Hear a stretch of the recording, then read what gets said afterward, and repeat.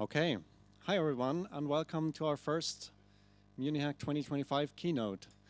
We are happy to announce, happy to have Rodrigo Mesquita. Yeah, Rodrigo is a full-time GHC developer at Well-Typed. He's known for his work on the GHC toolchain, in particular the runtime cross-compilation, and also he's interested in linear types, in equality saturation, and Haskell game engine development. And recently he's been working on the Haskell debugger, a new way of, or a new tool for debugging Haskell programs. And if you've ever used any of the debugging tools for GHC so far, I think, this is a great new tool that the ecosystem kind of has been waiting for. Yeah, so thank you very much. This is what Rodrigo is going to talk about, and enjoy. Right.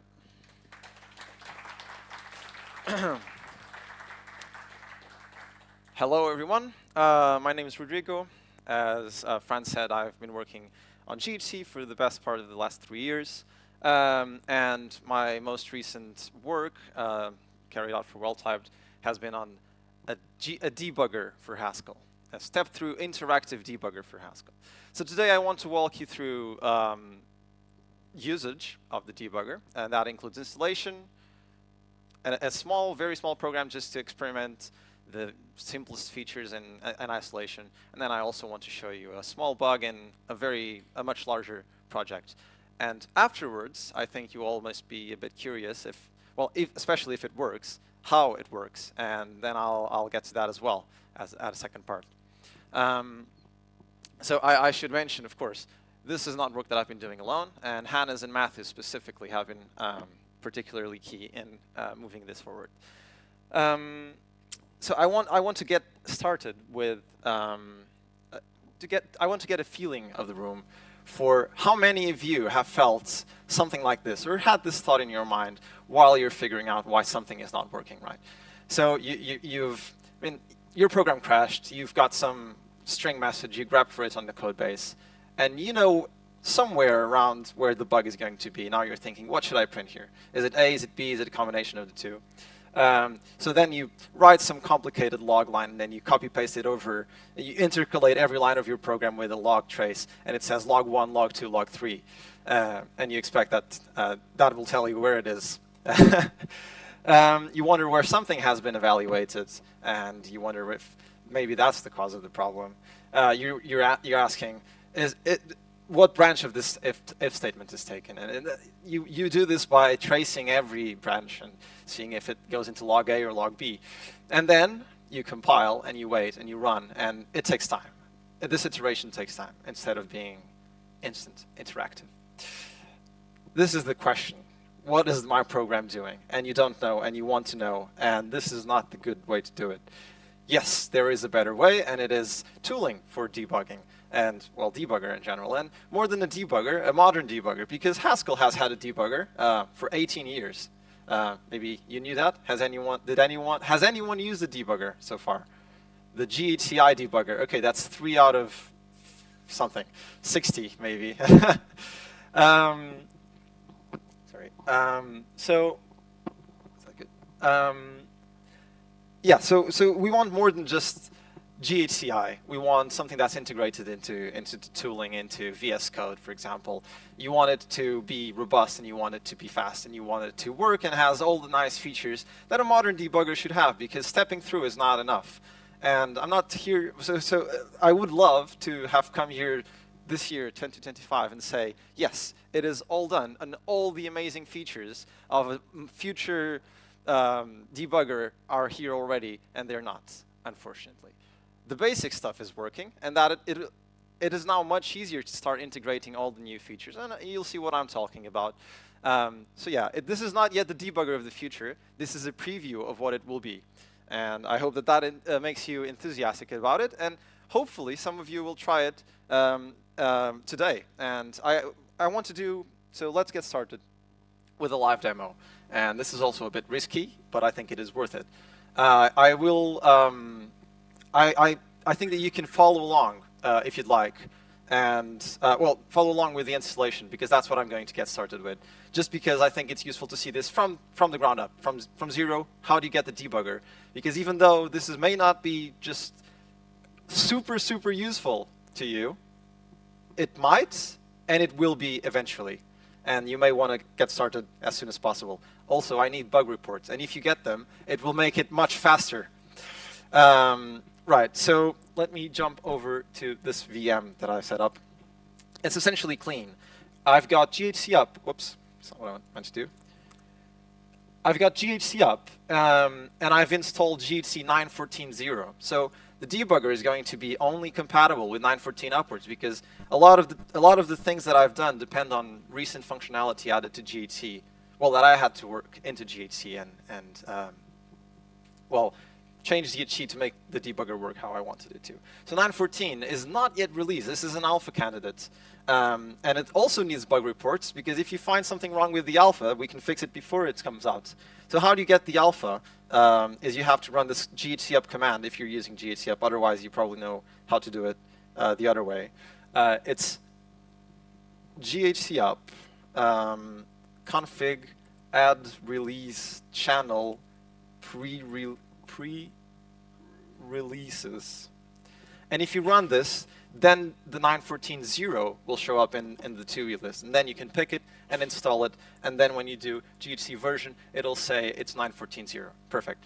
So that's step number one. Right, now, the debugger is an executable. Imagine LLDB or GDB. Those are all executables. And you have to have an executable, which is a debugger program. So that's what we have to install next. I actually set up a small website. My friend was very keen on me having one. welltyped.github.io/Haskell debugger. This is a temporary home. So it's got a nice video playing, but most of all, it has an installation guide. And so this is the command that you want to run if you're following along. You want to do cabal install. Oh, maybe this is not readable from far there. Sorry. Let's try again. So cabal install Haskell-debugger. That's the name of the package which contains the Haskell debugger. And you have to ignore a few bounds because they're too tight, and I don't have time to upstream all of the changes. I suspect that with time they'll come to be supported without needing the allow newer with 9.14 coming out, for example. Right. So let's do that. I'm not going to run that for fear of it breaking something, but I will. Well, maybe I'll just run it. It's fine. It is fine. Oh, it's not even here. Okay, I will not run it. I will just instead show you that the executable, which is called HDB, it's the package called Haskell debugger, the executable called HDB for Haskell debugger. If I run it, it'll say things. These are the command line arguments, and this is a bit too large to see, but it says that it's installed, and that's what matters.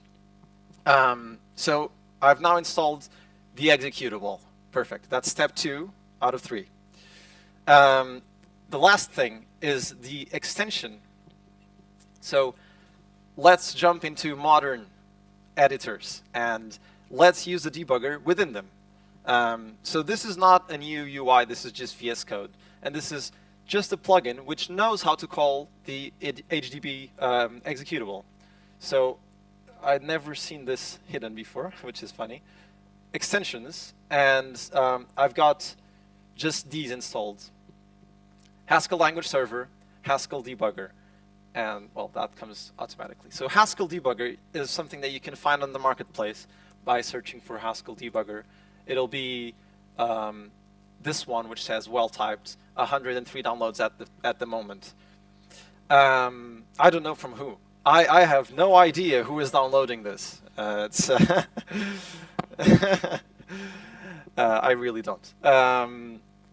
Maybe someone is mistaking this for something that already works very well. So now that it's installed, that's it, right? GHC 9.14 alpha, the executable HDB from Haskell debugger package, and the extension to VS Code. You can also get it working with NeoVim, as far as I've tested it last month. You have to figure out how to do it on your own. I do have a configuration that I can help you with if it comes to it. Right, so let's create a new small project just to see how this works. Okay, so I'm not going to pull anything. This is just completely from scratch. No tricks, not cloning, no. I want to do folder. I want to do, right, okay, this is what I want to do. Demo 3, because, right. Okay, this is a completely empty project. Nothing up my sleeve. Yes, I do trust the file that I've just created. Okay, I will create a new file called main.hs. I'm going to say put string line hello MuniHac and hide this thing here, which is completely unnecessary. If I could. Okay, I think I don't know how to do it, so I'll just leave it.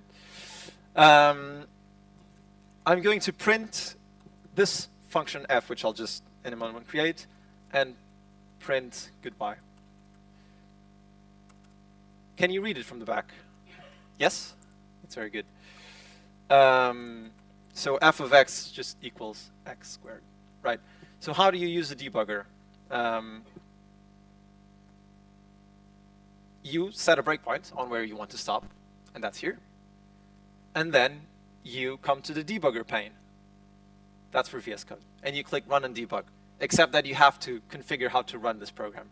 It says create a launch JSON file, and that's what you do. And what you'll see here, it's definitely not it.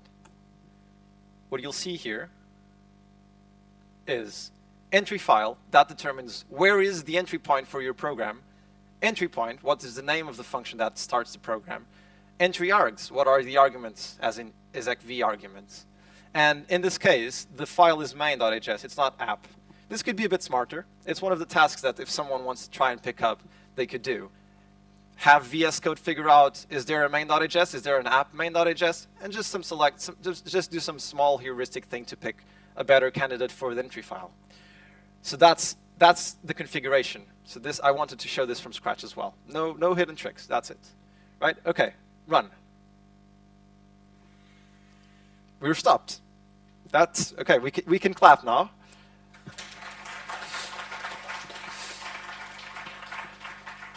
Okay, so what does it say? Compiling main, and then it points to where it stopped. It's highlighting the span. What can you do?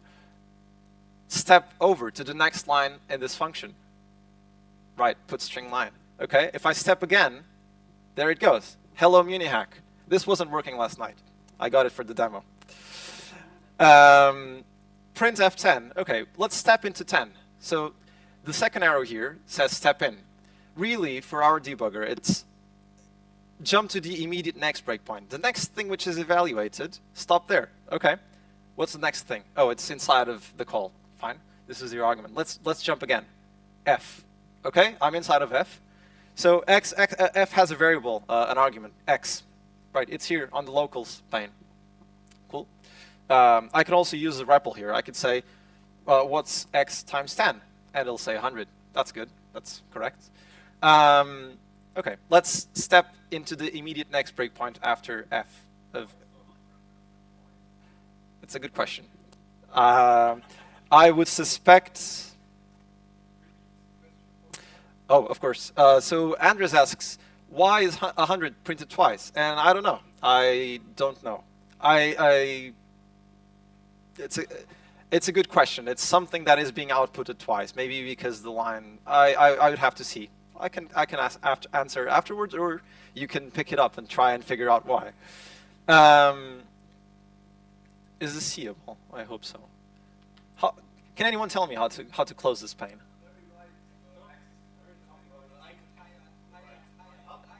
Right? Okay. Oh, I see. Thank you so much. Okay, let's continue execution to the immediate next breakpoint. That's what this does. Right. Good. Next line. And it has printed that below here. Evaluation returned unit. Perfect. Right, okay, this is a very simple example. So let's try to do something more interesting. Right, one of the questions about Haskell, or one of the main features of Haskell is its laziness.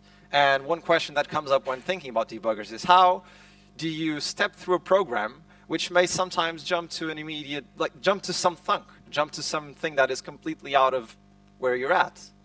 And the answer I will show you interactively, because that's what we do with debuggers. We interactively explore the program and what the things do. But the answer is you just follow the natural evaluation order of the compiler. Why? Because if you try to hide it, it is just much more confusing. 18 years ago, that was the insight of Simon Marlowe in the paper that he published about the debugger. He said, people so far have been trying to ignore the lazy evaluation order when stepping through the code. But I think that that's a mistake, and people will get used to the lazy evaluation order. And that seems to have come to be true. And so, therefore, since our debugger is just a continuation of Simon's debugger, we keep being able to visualize the evaluation order. Let me show you what that means. The argument to f here, as you know, if it's lazy evaluated, is only going to be evaluated if it's needed. It's not evaluated before entering f, and that's the main point. So let me do something here that's expensive.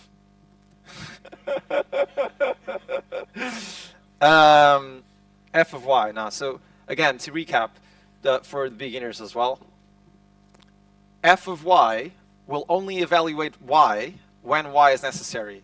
The function application itself, it does not need y, so it'll just go inside of f, and when f tries to multiply y by 2, then it will evaluate f. Like, let's observe this, and that's something else that I want to point out.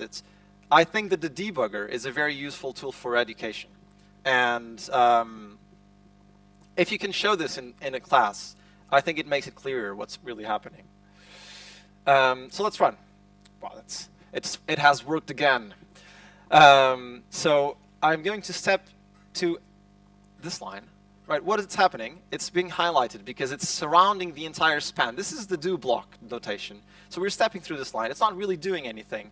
I'm just going to keep going. Right, so now we've got y. Y is a free variable in this expression, and that's why it shows up here in the local variable span. I'm going to jump inside, and now when I click step into the next breakpoint, it's not going to go inside of y, it's going to go inside of f, because that's how lazy evaluation works, right? So we've got x here, and now notice that x is no longer 10. X is an underscore. It's a lazy variable. It's a thunk. It's something which has not been evaluated. So now the interesting thing is, what happens when I step next? Step into the immediate next breakpoint. Well, it's going to jump to the next thing that it evaluates, which is the contents of x. Well, the thunk bound to x, right? So step into, whoa, we've gone back, right? We entered here, and now stepping into the next thing there, into x, has made us go to y. That is interesting. But it's what you'd expect after knowing how the Haskell evaluation works. So this is good. This is observing what the program is actually doing. Fantastic. So if I step into the immediate next thing again, so y returns the value, f returns the value of y applied to y squared, and then it prints, and that's what it has done, and it's a very large number. Well, for some definition of large. That's it. Very good. I will take questions during the demo because, again, interactively exploring a program is a very good idea. So we can interactively explore how the debugger works with questions from the audience. Please go ahead. You just showed us how basically unrolling the stack going back happened in one go. Yes, that is a very good point. In your UI, as usual, there was also an up arrow, and usually that in a debugger allows you to go back to the last point where there was a call. So which then I would hope goes to the basically the print again after it has done the multiplication, but before it does the printing. Does that work? It does, and that's a very, very good point. It does, not in 9.14. No, I didn't get that merged in time. It will for 9.16 or 9.14 too. So what Manuel is pointing out is tail call. What do you call it? No, I forget the word. Tail call optimization. Basically, when you call, I'm not going to explain tail call now. That would be out of scope for the talk. Sorry. But since you're returning from f, y is being evaluated. When y returns, it's just going to be multiplied by 2 and then returned again. And you're not going to be able to stop in any of those places. Yeah. This is not a good explanation. I will talk about this if anyone wants me to later on. I will show step out, because step out is a very important part. So now step out has a bit of a history. It wasn't implemented in Simon's paper 18 years ago. So that left me to do it. And well, it turns out that coming up with how to do debugger features from scratch is very complicated. And step out was surprisingly very complicated. You'd think it's easy, it's not. And so I'm going to show you what step out does in 9.14. And this is where things already start falling a bit apart. Not everything is ready in the debugger. And for 9.14, step out does some things right, but it's not robust. For 9.15, for 9.16, it will be. It's already merged. So let's explore a little bit what happens with step out as it currently works. I'm going to I'm going to have a few cases, because that will make things clearer, in my opinion. So G will be some function that returns a Boolean, and we can do, if it's false, 0, otherwise 1, and then we can have, some more advanced Haskell features like guards. G of y, if y is greater than 100, then do not false. And otherwise, do not true, right? Okay. As I said, this is a very simple program. The point is to illustrate simple features in isolation. We can get to something slightly harder afterwards. Right, let's go. Let's invoke f here. And then do on 0 print yes, otherwise print no. Right. Okay. So this time I'm going to do something different. Right. Let's say that the bug was here. Okay. I've stopped on G. Well, now I have. So we're evaluating the guard here, and this also illustrates us something that's slightly confusing. You've just stopped in some function in the middle of your program, and you step into to go to the immediate next breakpoint. Right. We've ended up here. Maybe that was not what we were expecting. Maybe you were expecting not false to be evaluated. Why are we here? Because x to the power of 2 is not evaluated. So you were evaluating, is y greater than 100? Well, it will be, but first you have to jump here. And if I keep executing, where are we going? Into y. That's something that you already expected. So now you can step out.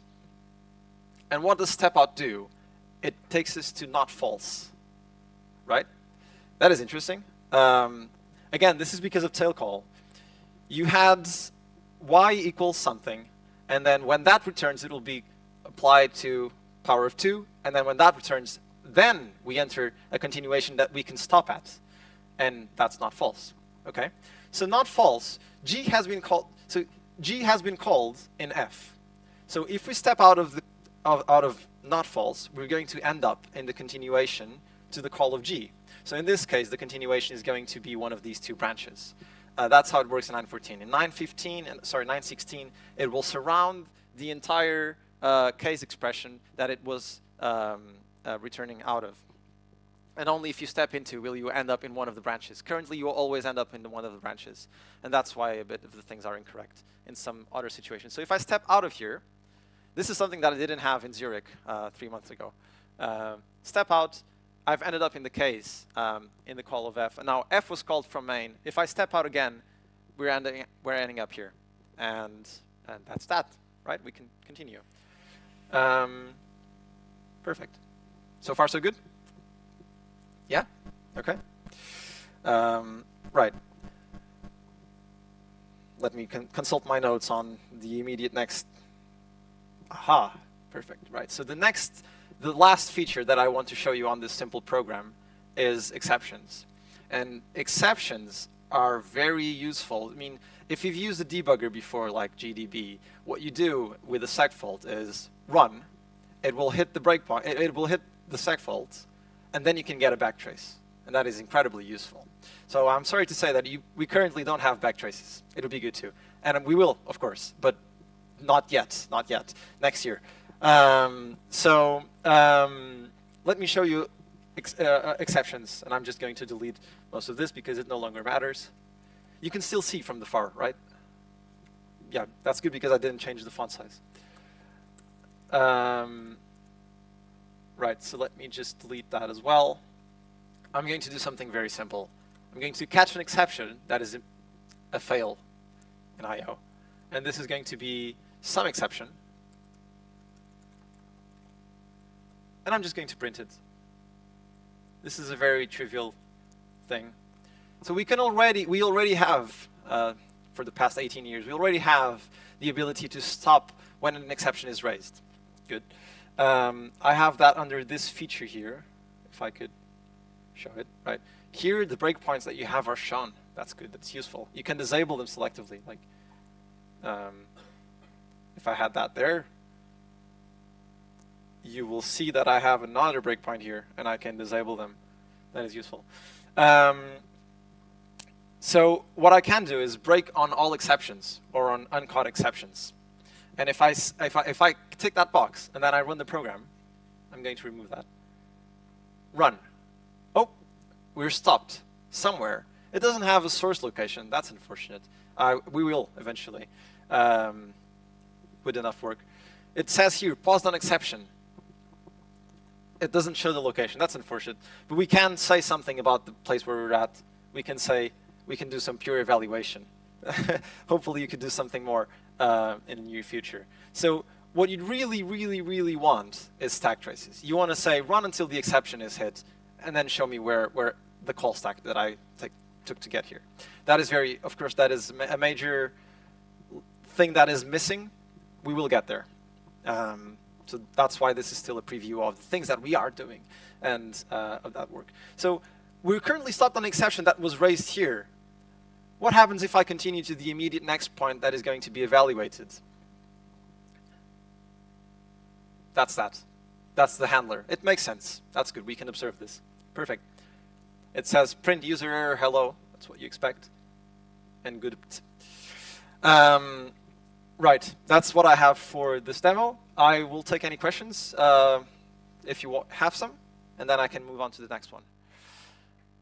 Yep.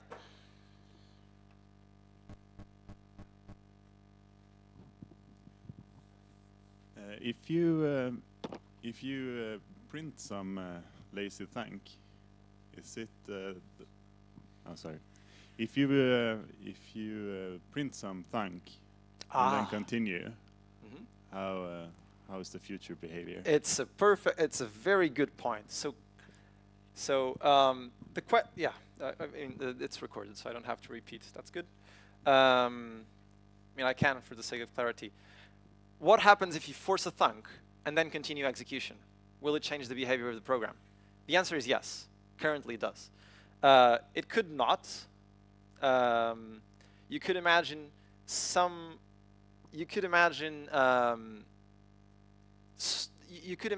rolling back the execution.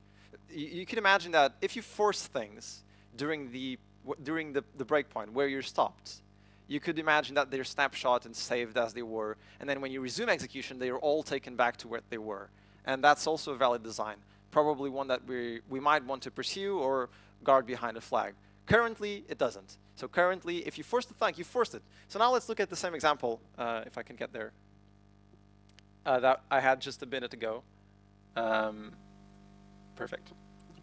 Right, so let's set the breakpoint on G and execute. So last time around, when I entered stepped into the next immediate evaluation point, you entered Y. It went here, right? So what I'm going to do now is on the variables pane, show this neat feature which I had forgotten to show. You can force the evaluation of a thunk. Cool. Click expand. Okay, good. Right, now it's expanded. That means it has been forced. So what happens if I step into the next evaluation point? It jumps inside of the guard. Why? Because that no longer needs to be evaluated. There's a design here. I think it could be different. It could be even conditionally different. It's something to explore. Right? Okay. One more question? Is this evaluation is all or nothing? Like I think the GHCI debugger has sprint, if I remember correctly, or something where you can expect partially evaluated Yes, values. that's right. Can So, you do that here as well? So currently, when you click the I button, it will just force to-weak head normal form. In the case of an int, that meant forcing the entire number.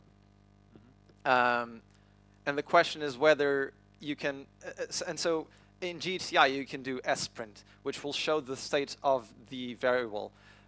Sprint is really, well, the underlying technology is what's being used to display the underscore there, right? It's showing the underscore because it's unevaluated. When you click it, that's the same as doing seek or force. Okay, but you can do that repeatedly. So like, or like if you have a list, you can... If you have a list, you can repeatedly iterate over the elements. I'll show that in just a minute. Okay, cool. Because when you click the little I button, it seeks. It doesn't deep seek. One last question, or maybe 2 questions. Yeah, if they're fast. I'm just curious, what happens if you just instead of powering x of 2 write 1 divide by 0? So if you y over 0. Yeah, and then it does a lazy evaluation. Then you run into a. So that'll be interesting. That'll crash. It will crash. But how will the debugger handle this? Okay, so that's exactly what I meant by just running and seeing what happens. Let's do that. What happens? Let's try that here. X over 0. Okay. Let's run. Oh, maybe I didn't set the right breakpoint. Oh, it's not happy because this is an int. Let's try again. Set the breakpoint there. Right, okay, so the question is whether what happens if I write this expression here or whether what happens when I step. Because when I step, that's going to replicate the execution of the program, which means crash. If I place it here, it'll say error, but it will not crash the program. It'll still be stopped at a breakpoint. So we can try both of them in the order which makes sense. Right, so what happens if I do x over 0? Oh, well. Sorry, that's my lack of knowledge about floats in Haskell. Yeah, well, in Haskell in other languages. That makes sense, of course. Well,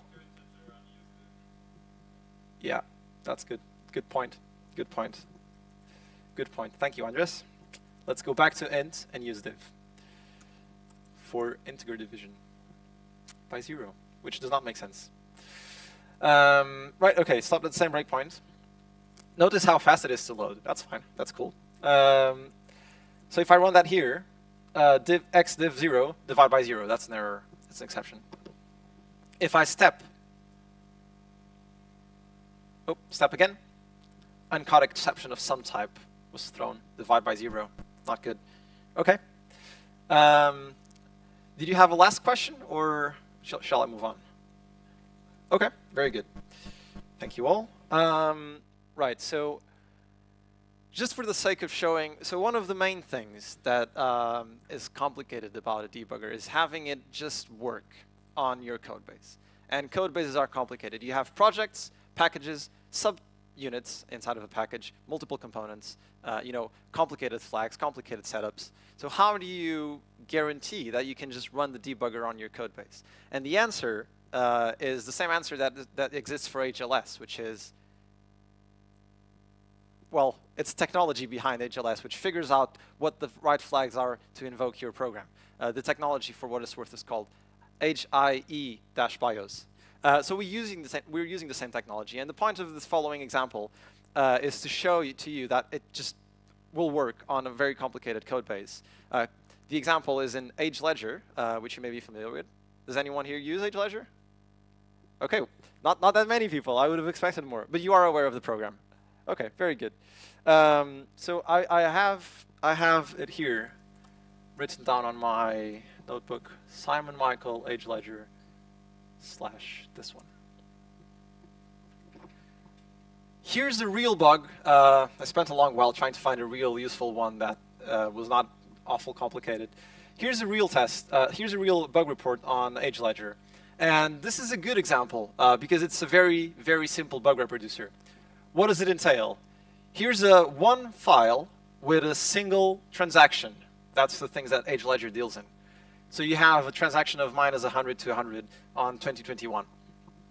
Good. Then you have two invocations, which, when run, instead of producing the desired output, which is this line and 0, because no transactions were run up until 2000, nor there were any transactions from 2030. The transaction was in 2021. Right, so this is what should appear. It just says 0, nothing happened. Instead, it says balance data period ends. What an awful error. So, sorry, I'm saying this because it's an actual error for something that wasn't supposed to happen in the code base. It's not supposed to be a user-facing error. Let's debug this, and I'm just going to show you the tip of it. Whoops, not that. Right, so let's Visual Studio Code. This one, I admit, I changed some things for it to work. You won't have to change that much, but yeah, we can discuss that if someone is curious later on. So I'm just going to open the Age Ledger thing that I already have here. Okay. Okay. So what do I want to highlight? Well, first of all, the launch configuration. That's something that I had to set up properly. Can you see it? Right. So what is the entry file? It's something slightly more complex because Age Ledger is a package within the complicated project of Age Ledger. Then you have app, and instead of main, it's called Age Ledger CLI.hs. Okay, fine, just select it. That's good. That is the entry point.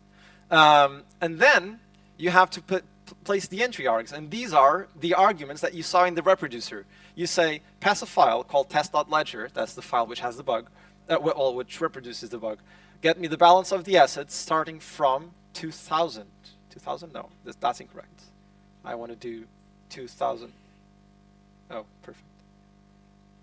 Well, yeah, that was slow. Sorry, excuse my VM, which is slightly freezing at some points. Right, 2030.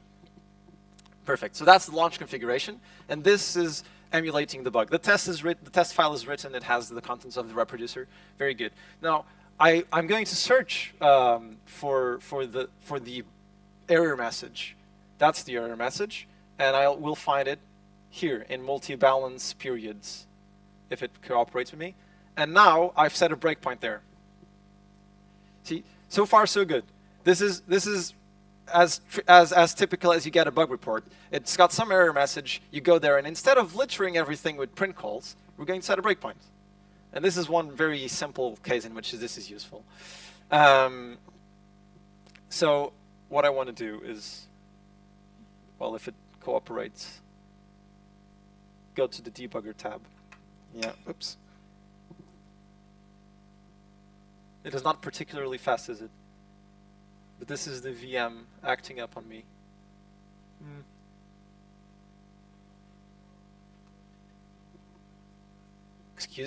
Sorry for this. Just give it a small. Right, okay, it seems to have loaded something. I wonder at which point. Okay, right, okay, fine. Here we go. So I've set up one breakpoint in Age Ledger CLI. This is the entry point, just so we can see. And then we have the breakpoint in the place where the error is thrown. And if I run from here,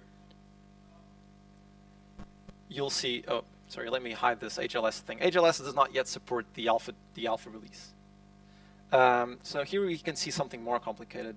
I'm going to bring up debug console, and you'll see it's loading all of the modules. Here's something else that I want to point out. So currently, when you're running the debugger, you're going to have to interpret all of the modules. Interpreting is fast, but it can be even faster if you didn't have to interpret all the modules from scratch every time. And so I'm happy to say and report that my colleague Matthew has introduced a persistent bytecode archive format, which means compile to bytecode once, and then you can just load it and run, and it will not take as long as it took now to interpret all the files. That's cool. Right, so we're in Age Ledger CLI main. I'm going to step in just to show you that, you know, this is a complicated program. You can step through all of these things. It had CPP in the mix of it. It's got you know, it's a very long main function. It's something interesting about it. It's a very large program. Very good. I'm going to resume execution up until it hits the next breakpoint that I set explicitly. And that's going to be in balanced data period ends. I'm going to step into this line. Right, so here we're pattern matching on call spans. Doesn't really matter what it is. Well, actually it does matter. I'm going to show you interactively what it is. We're matching on call spans, and it can either be a date span of nothing or a list. And then some things will happen. Right. So, well, first thing, I can show here what call spans is. So call spans is a list. That's why it appears here, the cons operator.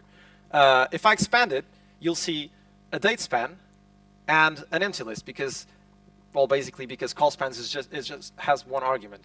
So date span has two unevaluated fields. And we can expand them to see that the first one is a just of an exact of something, and the other one is nothing. And if I expand exact, it'll show modified Julian day, and then it does not show the day. Why? Because that's a bug. And I have to fix that, or someone else here can, because I've opened a ticket for it, and I'm happy to guide you towards completion. It should not be too complicated. The problem is the UI is not rendering some leaf nodes. We have to figure out why.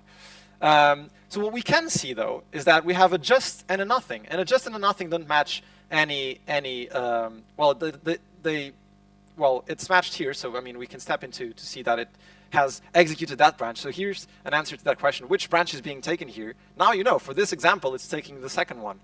Cool. So this one is calling make just first and make just first of boundaries of ages. So here we can see what is age, and that is a prettier version of it. It starts from 2030 to infinity. That's the nothing. Well, not to infinity, to nothing. So date span. What are the boundaries? What are the boundaries of age? And it'll say it's just 2030 and nothing.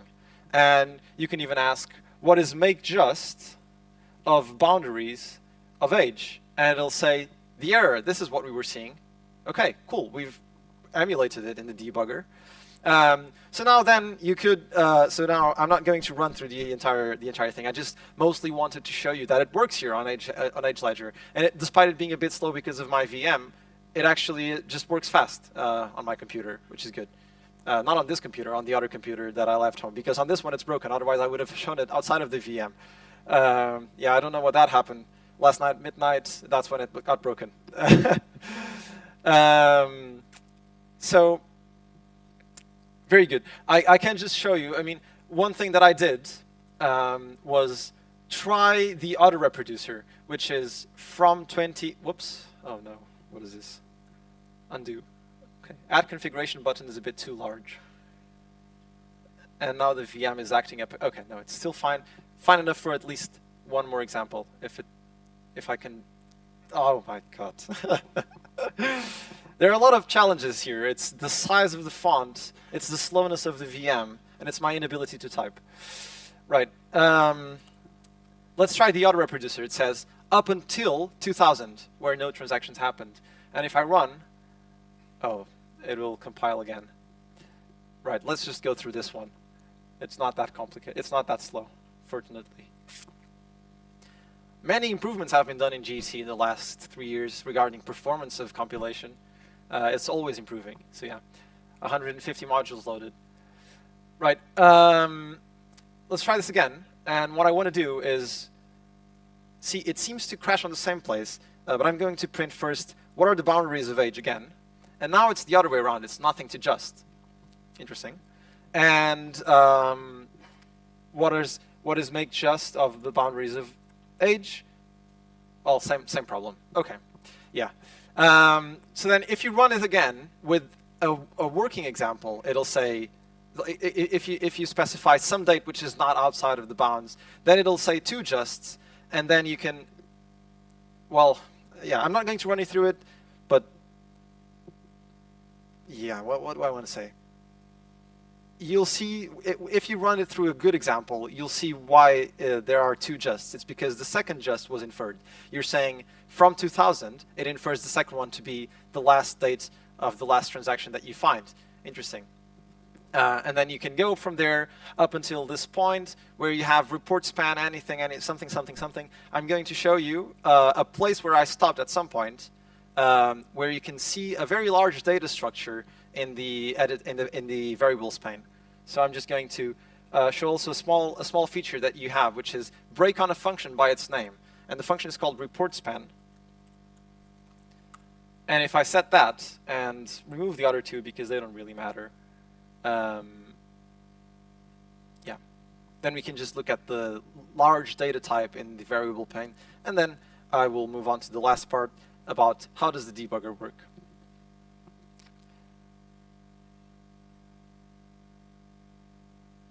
Right. Step into, step into, step into, step into. Oh no, I stepped in too far.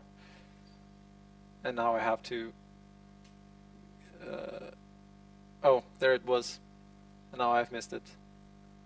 That is a slight problem. Okay, here it is. Report opt. So report opt is a very large data type that Age Ledger uses to, keep track of all the options that you set and all of the things. So here you can see, if I can hide that and that. Right, so you've got multiple fields. This is a record data type, so it has all the field names as well. And some things are evaluated, some things are not, and you can see those here. You have statuses, you have values, you have conversions. You can force all of them and see what is going on in this data type. What are the things that, well, how is it defined? So this is a nested one, and you can keep expanding and see, wow, so we have a bottom line of a format field of false, of, well, that should say something else. Just of nothing, total field, and something else, and something else. And yeah, so that's what I wanted to show. Very good. And now I'll go back to the explanation. And I've got about 15 minutes, which is perfect. Any questions? No, very good. Okay, so who here is curious about how a debugger works? You've wondered about it before. Right, okay. Maybe I should have led with that. Okay, very good. So let's get started. Oh, very good point. Very good point. This is not a type project. This is not something I'm doing on my free time. My employer well typed, and our client is funding this work, Mercury.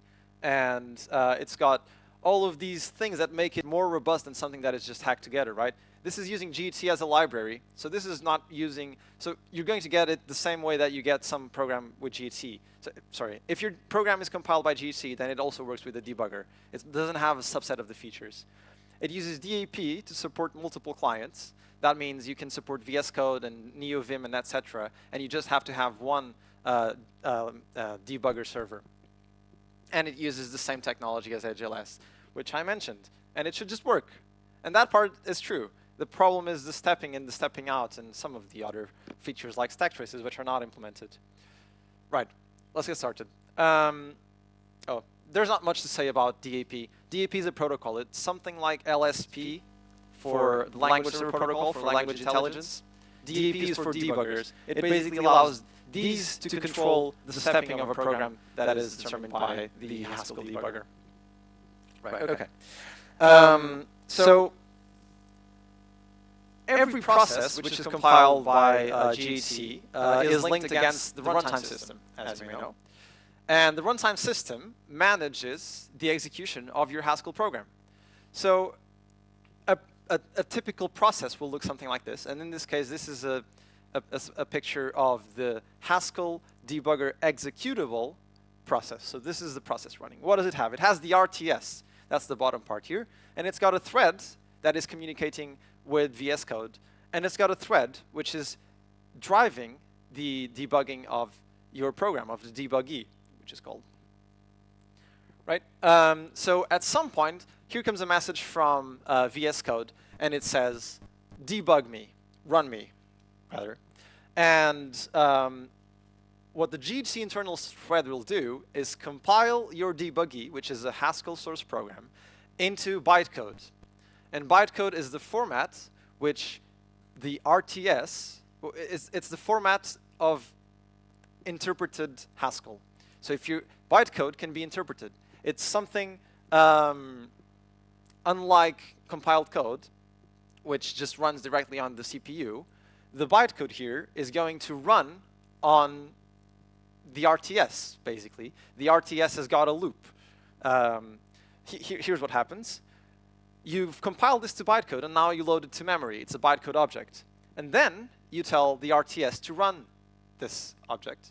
And what does the RTS do is it's basically, it's a for loop. And, well, not a for loop, it's a while loop. It says, while there are instructions to execute, keep executing them.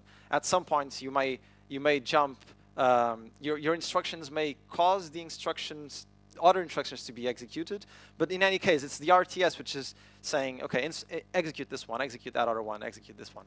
And so it's like the JVM. It's an interpreter. It's an interpreter built into the RTS. So we're asking the RTS to execute the debugger program. That's what the executable of the debugger is doing.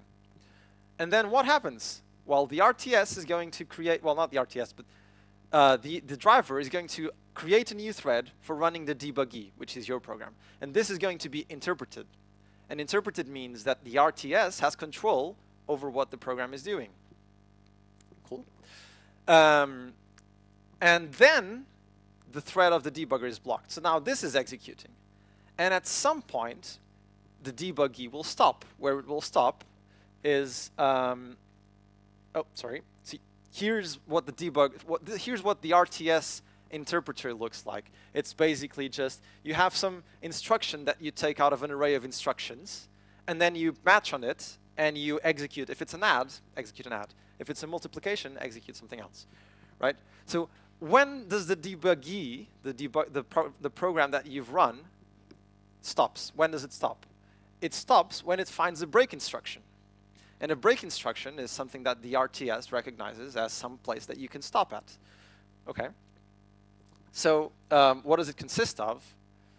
Basically, when the RTS finds a break instruction in your debugger, it will say, is this breakpoint enabled? And how does it know what this means? Well, every break instruction in your bytecode refers to some source location. And so if you've set, so there's like some global table that says, which breakpoints have I set? And say that you've set a breakpoint on main, line 5. Okay?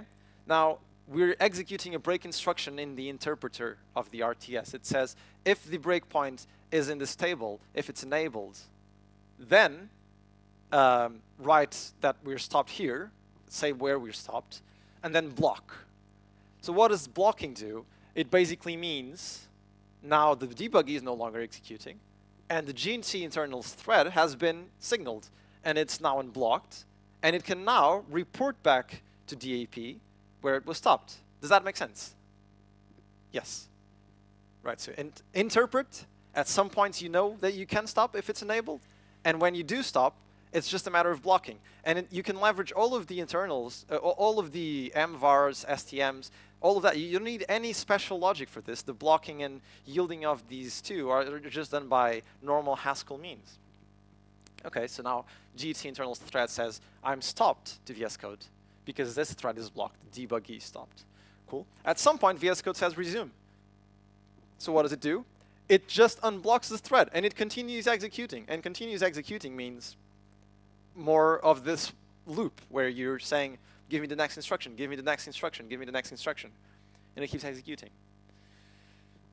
Right. So far, so good? Couple more minutes. Sounds about right. So another big question is, how do you relate the source code that you're executing to the low-level bytecode that's being interpreted? You have source and you have bytecode. How do you relate the two? And that's a good question. And it's, well, there are many answers. You can try to reverse engineer the source code from the compiled code. That's not a very easy way to do it. And yeah, so that's not what we do. What we do instead is what Simon determined to be a good solution to this 18 years ago. Annotate the bytecode with the source locations. That's the metadata that is associated to the break instruction. And then that, essentially that's what you need. You have some predefined locations where you're compiling say that you compile a top level expression, at the start of the top level expression, that's a useful breakpoint. So you're going to insert a tick, the same tick that's used by the Haskell program coverage. You insert a tick that says, you can stop here. When that tick is compiled, it is compiled to a breakpoint that refers to the location. So when the interpreter reaches that break, it says stop, and it says, this is the source location where I come from. And so then it can display that on the IDE.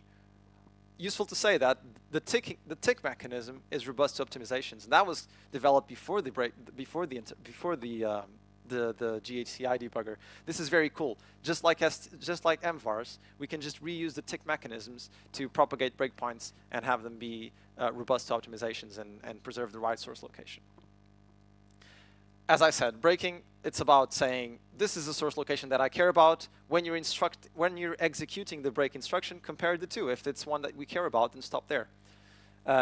Stepping. Stepping is a very interesting thing. But it's also very easy. Now that you have all of this scaffolding, it just basically says, run. You can say, should I stop here when you're executing a break instruction? One of the answers is, do I care about this particular source location? And if you do, stop.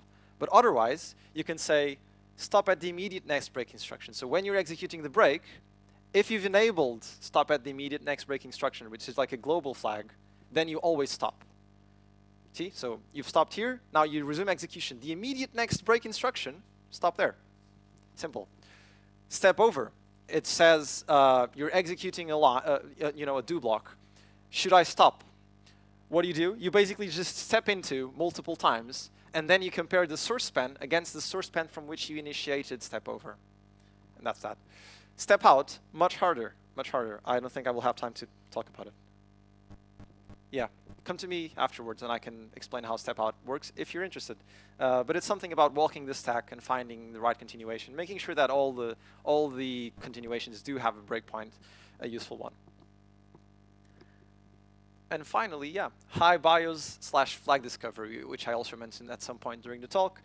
It just says, don't try to figure out how is the program configured. Just ask high BIOS, which is a tool already used by HLS to do so. So it basically supports the same configurations. Yeah. Aha. Future. And that's 3 minutes away. Very good. What do I have for the future? Well, all of the things that I found in all of the lists of all the debuggers that are futuristic. Right, first of all, bug fixing. If you use it, if you use this debugger 914, which is not going to be perfect, but it can already do some useful things, do report bugs. It'll be useful. I will fix them. Secondly, persistent bytecode artifacts. That means you no longer have to wait for the bytecode to be compiled. It also means that you can have breakpoints in library functions. So if you depend on base, you could step into a base function, because now you have the interpreted code of base. And you only get breakpoints in interpreted code for now, because that's compiled code debugging. At some point, we can also have that. It's especially, so Haskell makes it easier to have a debugger, because the RTS manages the execution of the program. So again, at some point, if you have a breakpoint in compiled code, you can just say yield to the scheduler at this point, like execute the special instruction, which is a breakpoint. Okay. Yield to the scheduler, and the scheduler will make sure that the right things are executed and stops the program. This is very useful. You couldn't do this easily without an RTS. Backtraces are a very important thing for obvious reasons. Exceptions are also not perfect, and they can be improved on. Variables. Currently, I don't know if you noticed, when you're hovering over an expression, the things that are in the locals variables are not all the variables which are in scope, which would be what is natural. Instead, what you have is all the variables that are free in the expression that you're hovering over, well, spanning over. There's a distinction, of course. That makes for confusing lists of things that are in scope, I admit. And we can improve this, and I intend to. Conditional breakpoints. This is a very incremental thing. It ought to be considerably easy to do. This is assembly. You can get core of this program or get the assembly of this program, hot code reloading is another important thing. You're somewhere in the code, you change some variable, sorry, you change some, a plus to a multiplication, and you expect to then continue execution, and it works. And this is also made somewhat easy by having interpreted bytecode, because you can just swap out one part of the bytecode with another live compiled piece of bytecode.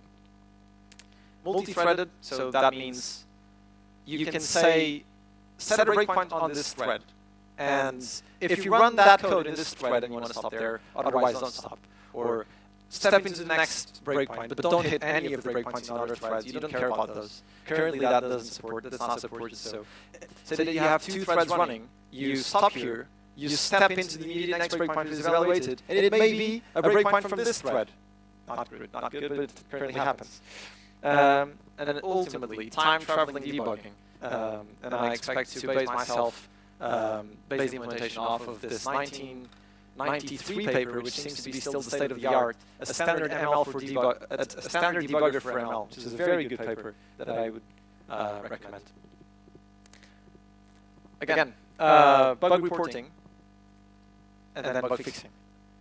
Lots of features missing, and I would appreciate your help if you're willing to implement them. And some of them are easy, some of them are not. They're all in the issue tracker here that you can take a look at. And I've labeled all of the issues which are relevant for this weekend as MuniHac. You can also come up with your own issues or your own bug reports. Please do. Right.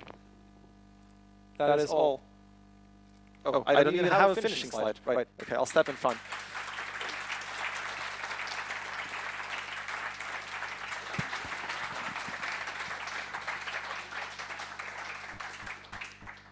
All right. Thank you so much, Rodrigo. Thank you. A round of applause.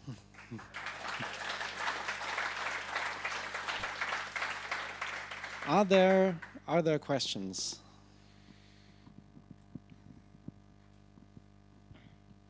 So you already mentioned that you can't set a breakpoint in compiled code, which otherwise would have been my question. But now that we know we can't, and that we get this feature of persistent bytecode, do you really expect to compile an entire project only to bytecode? To me, that sounds like it might lead to performance problems, because bytecode obviously is also a lot slower than compiled code. So one reason for having this bytecode compiled code mix in the runtime system is also for performance. So that's question number 1. Do you really want to have everything in bytecode? And if not, then especially due to the laziness in Haskell, you of course get this problem that you're somewhere with a free variable and there's a thunk, and now usually, as you showed us, you would jump to the code of the thunk, but if that's in a library which is in compiled code where you don't have a breakpoint, you can't do that. So what do you do? That's the second question. Okay, so the second question is easier. If you jump into a thunk, which is defined in library code which is compiled, then the thunk will be jumped into. There will be no breakpoint, and therefore no breakpoint will be hit. It just executes and returns a value, and it will stop at the next breakpoint, which exists in interpreted code, which will not have anything to do with the library. As for the first question, is it okay to, or is it a good idea to compile everything to bytecode? And the answer is, I would think yes, because bytecode is very easy to compile to, and you're saying persistent bytecode, I would suspect, would work on somewhat of a compile by need basis. So you're having the debugger work on interpreted code is quite useful. It makes it easier to reload. I mean, even if you want to change something in your modules, you want to experiment, and you want to easily be able to load something that is debuggable, and you don't really care about performance when debugging. So if you want to debug your program, and persistent bytecode is enabled in such a way that it as you need, I mean, the dependencies of your program are going to be compiled into bytecode because you need it to debug. And I think that that's a positive thing, because that means that you can now leverage the debugging features inside of the libraries, even though you'll never use necessarily this bytecode artifacts in normal compilation. It's just a thing for debugging, and for debugging it's useful, I would say. Does that answer your question? Perhaps not.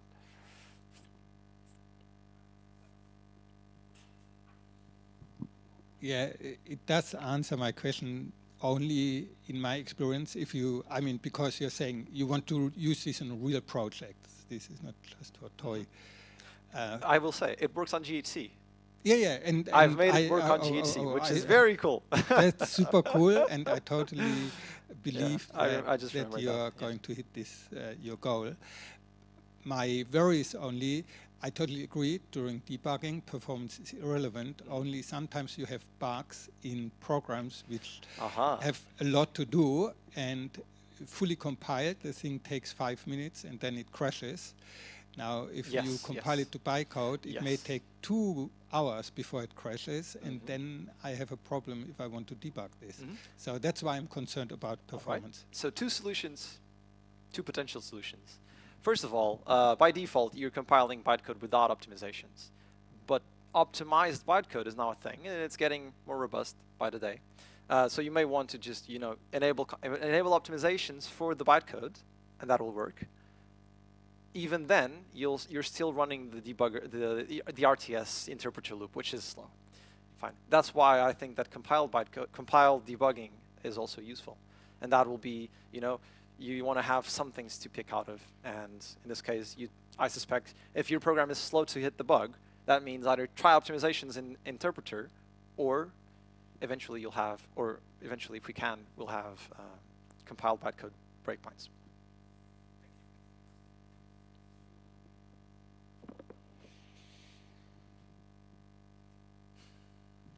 Hello.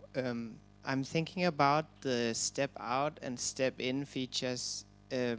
Let's suppose you have a program that could be run as strict Haskell, right? So everything is finite and you could just compute everything up front. It wouldn't be a problem. Let's say like a student writes a program like that and they want to debug it. Why do they have to think about the difference between step out and step in? I'm wondering whether, is there a possibility to have a simpler feature that covers both step in and step out, or do you simply just have to internalize the difference between those? Because I'm like, I think it's quite complicated. Okay, so I may have made it out to be more complicated than it really is. If your program is just completely strict, then step out, then basically step in and step out are opposites, right?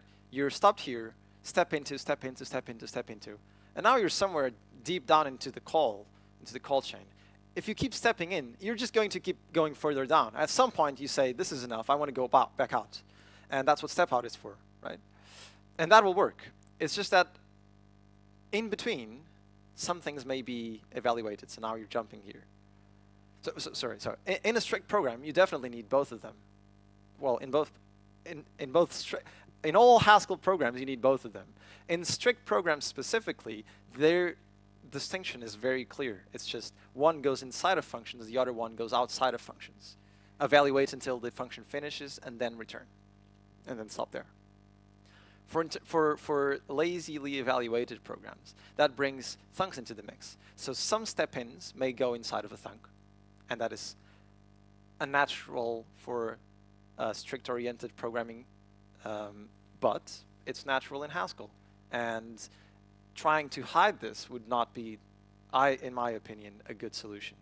Now, if you're stepping into some thunk, really, it's not that different from just going inside deeper into a function, except that if you expected the functions to be called in this order, and now you're executing some thunk, it basically means you've gone through here, now down, now you're in this thunk. If stepping out of this thunk, when the GHC implementation is correct, which, well, I've merged the corrector version now, more correct than the version that is 9.14, stepping out of this thunk will just bring you to where you were, right? Unless the thunk was tail called, in which case it'll jump to where it was not tail called.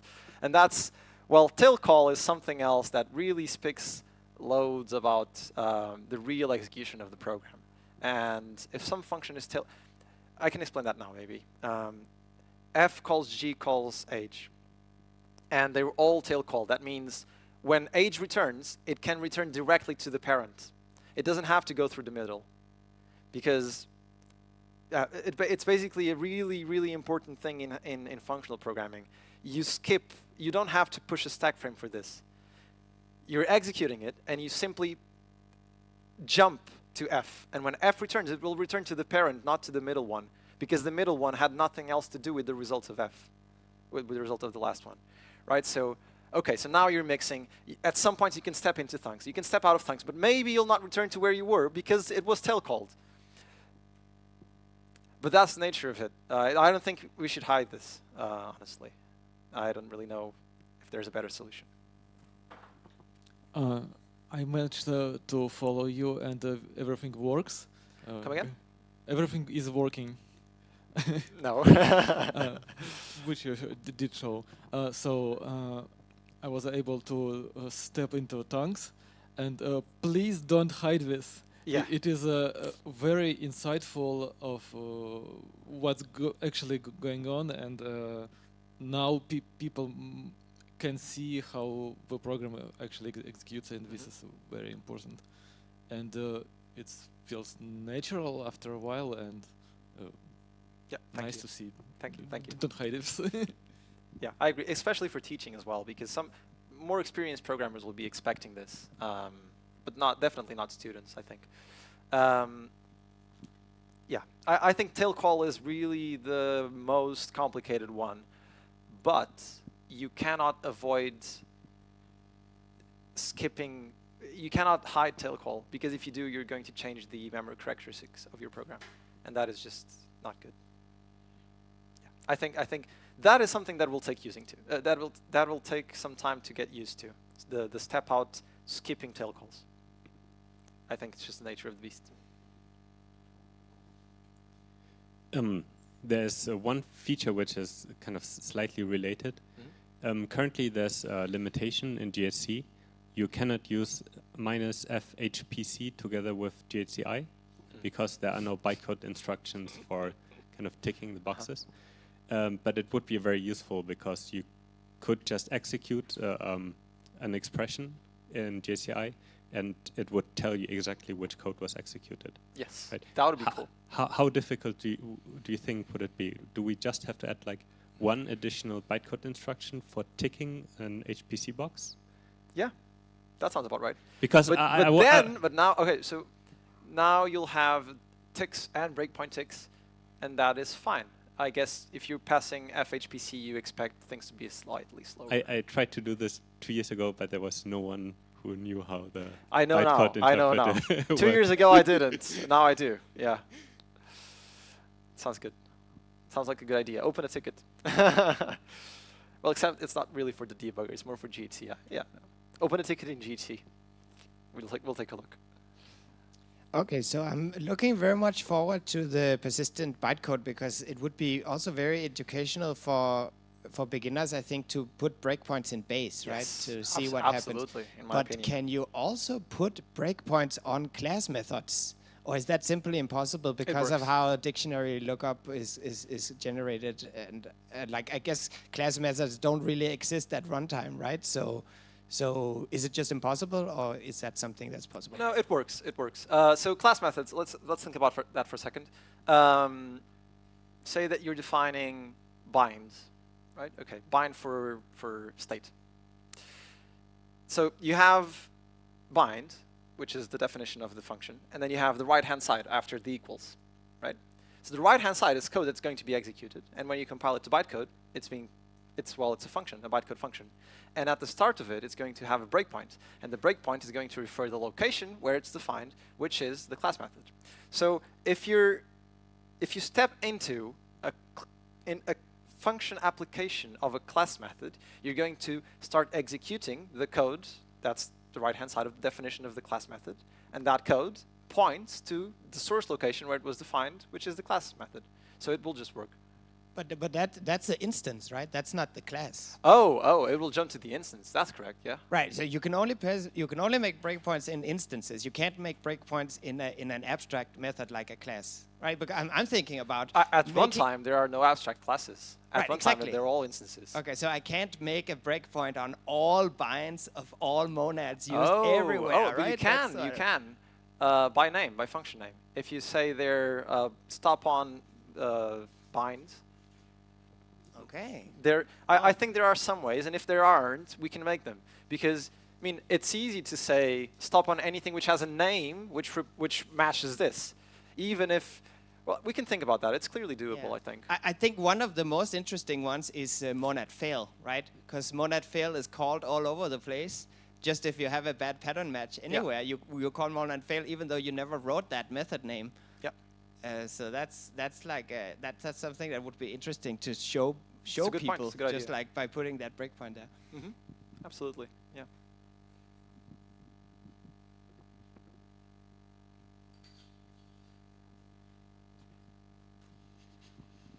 Okay.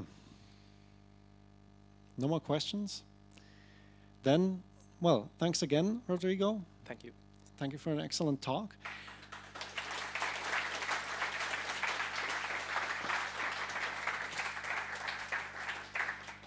Now, there is lunch outside in the next to the registration desk. There's pizza.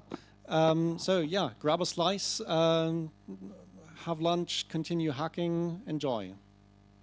Thank you.